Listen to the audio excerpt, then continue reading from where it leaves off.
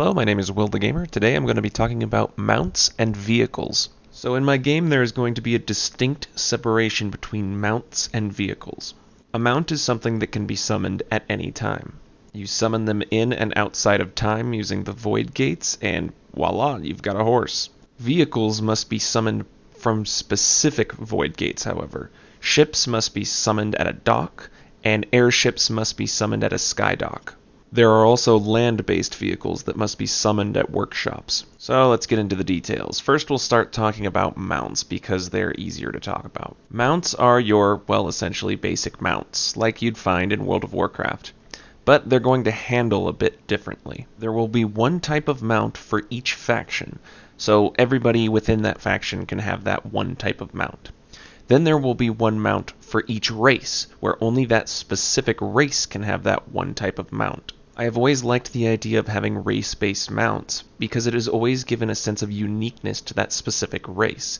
If you take those away from them and allow everybody to have it, then that race is no longer unique anymore. But back on to topic. Mounts, just like players, have stats and can be killed once summoned.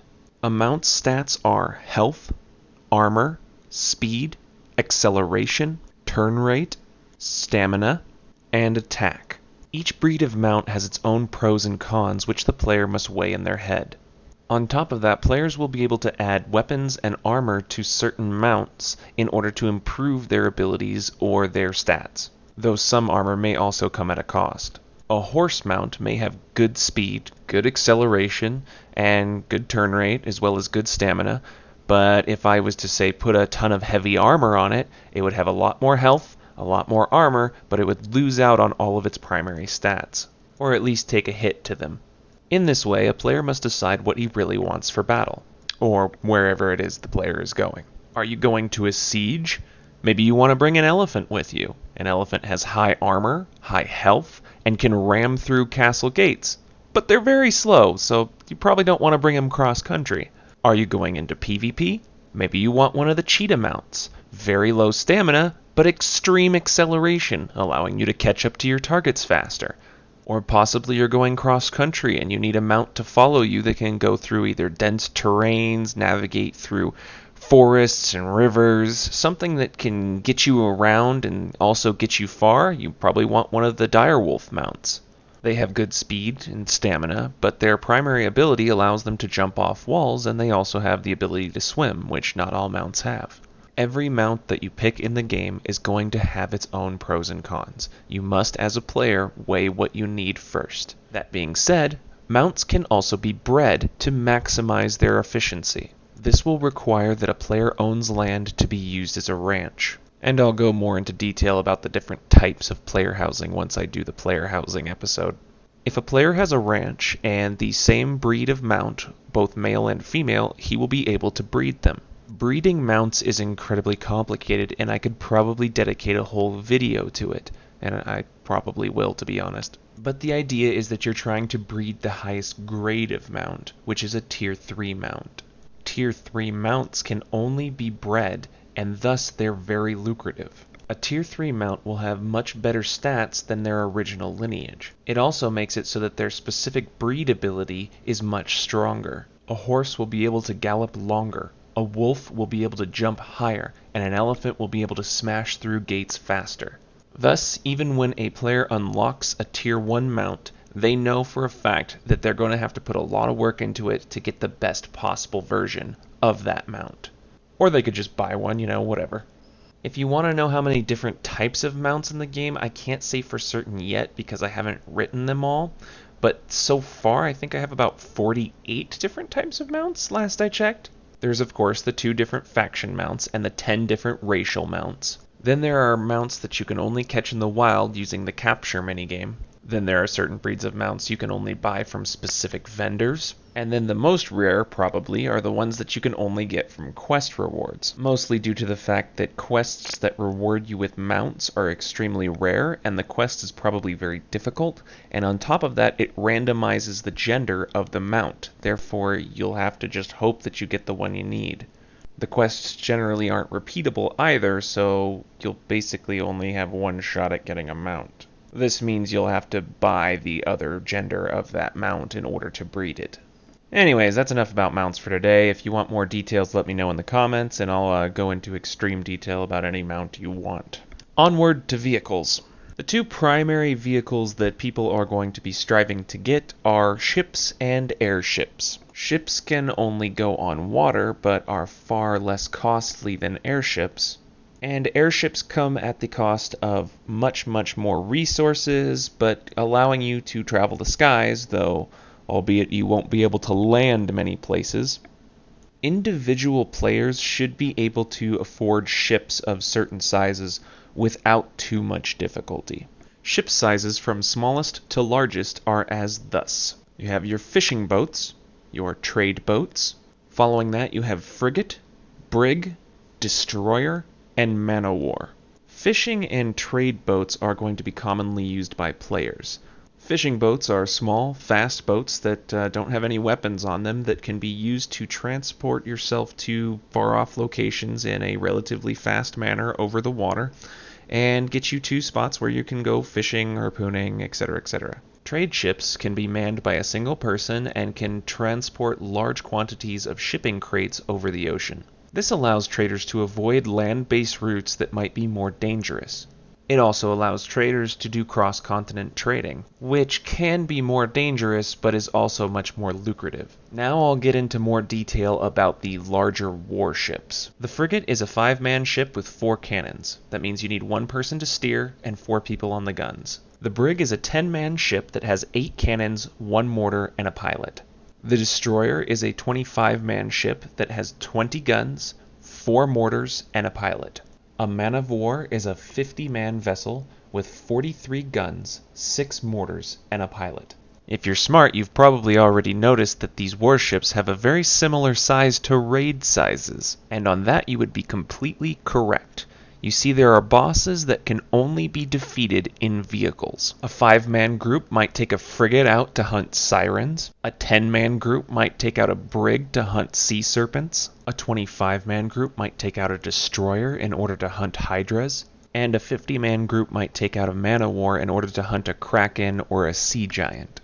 Now before I move on to the next section, I did want to talk about one thing in particular, and that is the way that cannons work. Cannons in my game fire very slowly and accurately, so you must have precision aiming in order to do the most damage. Unlike, for instance, Archage, where cannons just spam like machine guns, you're actually going to have to aim and try and focus your shots.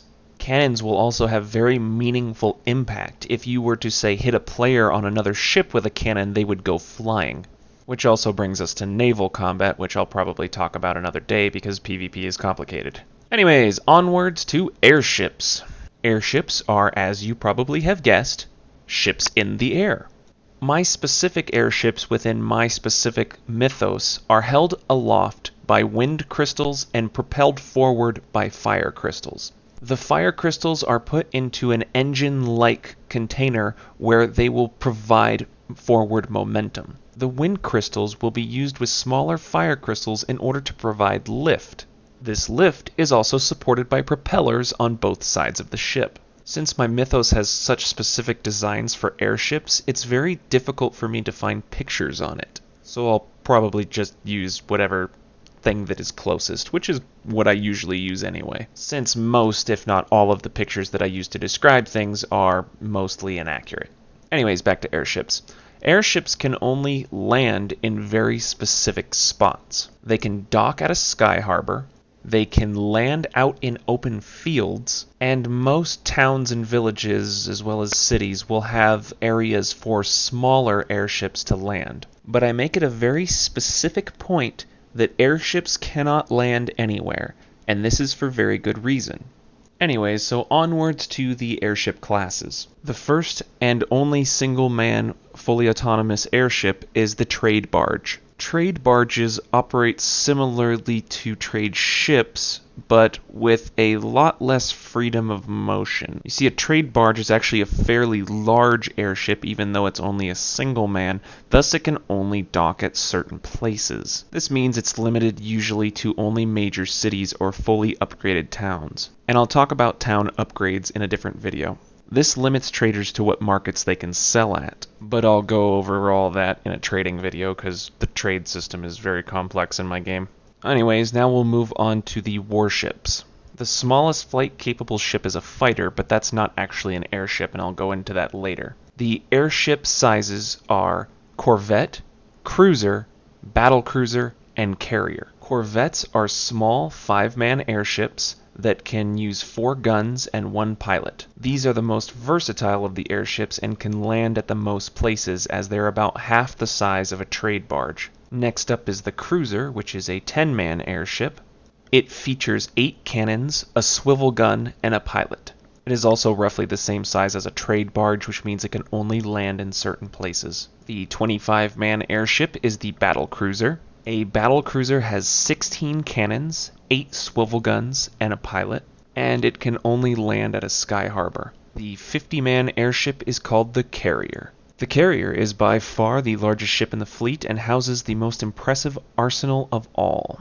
It comes equipped with 30 cannons, 10 swivel guns, 9 fighters, and a pilot. Fighters are single-man aircraft that are propelled by a fire crystal. They can only take off and land on a carrier. In the game, they're basically just an extension of the carrier. They, however, do not have freedom of movement like an airship does. They cannot stop mid-air, and they're limited by fuel and ammunition. This means they must return to the carrier in order to resupply, despite also being the only place they can land. The bottom of a carrier is hollowed out from stem to stern to act as the fighter launch bay. It is also large enough for 5-man airships to land on, which is going to make it one of the most impressive sights in the game. There will also be multiple different types of designs for your ships and your airships that you'll be allowed to choose upon creating it. This allows players and guilds to give more unique designs to their vehicles. And back onto airships, I was going to say that airships are not going to be able to be purchased by a single person in most cases. Even the single-man trade barge is probably going to cost a lot of money, and even more in resources. This has 2 separate purposes: immersion and functionality. Functionality-wise, it means that hundreds of airships aren't going to be cluttering the skies because not everybody's going to be able to afford them. This is also the same for regular ships. And on the immersion side, it shows a massive accomplishment. If your guild has been spending weeks trying to build up enough resources in order to build a carrier, when that thing launches from the sky harbor, it is going to be one of the most impressive sights and most important accomplishments you could hope to achieve in the game. Not to mention you'll be taking that giant carrier out to fight 50-man raid bosses like dragons. Makes it all the more epic. And since bosses like dragons can only be killed by airship, it makes it all the more important as a moment in your guild that this happens. The only other vehicles I have left to talk about are siege vehicles, and since I'm already at 13 minutes, I think I'm going to leave siege vehicles for another video. Probably the siege video. So for today, I'm Will the Gamer. Thanks for watching.